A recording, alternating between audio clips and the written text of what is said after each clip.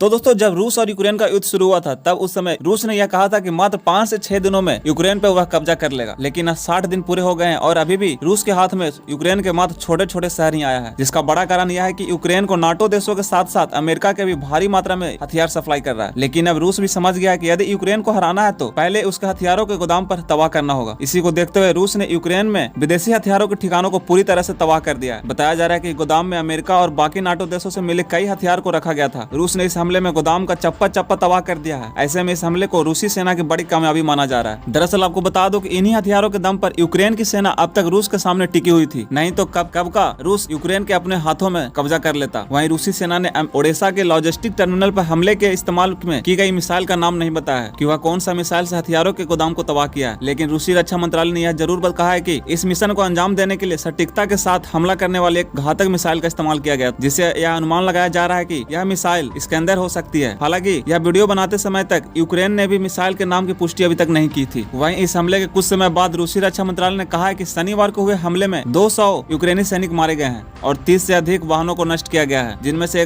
कुछ बख्तरबंद वाहन भी थे। वहीं इसके जवाब में यूक्रेनी सेना ने भी मारे गए रूसी सैनिकों की संख्या जारी कर दी है। हालांकि दोनों देशों के दावों का स्वतंत्र रूप से पुष्टि नहीं हो सकती है। इसके बावजूद भी यूक्रेन दावा कर रहा है कि पिछले 60 दिनों में 21,800 रूसी सैनिकों को मारे गए हैं, जो कि अब तक का सबसे बड़ा आंकड़ा है। साथ ही यूक्रेनी सेना ने रूस के सैन्य उपकरणों को और मशीनरी को भी भारी नुकसान पहुंचाया है। यूक्रेन ने दावा किया है कि लड़ाई के दौरान रूस के 8,073 टैंक को नष्ट कर दिया गया है। इसके अलावा 2,238 बख्तरबंद वाहन, 180 विमान, 155 हेलीकॉप्टर और 408 आर्टिलरी सिस्टम को बर्बाद कर दिया गया है। आपको बता दें कि रूस ने 24 फरवरी 2022 को यूक्रेन पर हमले की शुरुआत की थी, जिसके बाद बेलारूस के रास्ते से बड़ी संख्या में रूसी सैनिकों ने यूक्रेन की राजधानी कीव को घेर रखा है। खैर, आपका क्या राय है? क्या रूस पूरी तरह से यूक्रेन पर अपना कब्जा कर पाएगा कि नहीं? क्योंकि 60 दिन को बीत जाने के बाद भी रूस खाली हाथ है। आप अपना राय कमेंट में जरूर बताएं और वर्ल्ड और डिफेंस के तमाम खबरों से अपडेट रहने के लिए आप इस चैनल को सब्सक्राइब कर लें।